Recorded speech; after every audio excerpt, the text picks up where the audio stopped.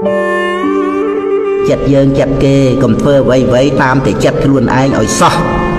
សូមឲ្យកូនចាំទុកថាការក្រែងចិត្តជាសម្បត្តិរបស់មនុស្សល្អជាក្រមួនស្នេហ៍ជាមេរយាទក្នុងសង្គមនិងជាសុជីវធម៌ធ្វើមិនឲ្យតោះចិត្តអ្នកដទៃផងលើកតួយ៉ាងដូចជានៅក្នុងបន្ទប់ប្រជុំឬកន្លែងសម្ដែងធម៌ទេសនាអ្នកដទៃគេតាំងចិត្តស្ដាប់តែយើងគិតតែជជែកធ្វើឲ្យអ្នកដទៃរំខានតិចយើងប្រកបអាជីពឬក៏ជួសជុលអ្វីដែលនាំឲ្យមានសម្លេងរំខានដល់អ្នកជិតខាងធ្វើឲ្យគេក្រៅកាហាយចិត្តដូចនេះយើងត្រូវក្រែងចិត្តត្រូវប្រាប់គេខ្លះផងយកចិត្តគេផងបើនឹងត្រូវធ្វើយូរ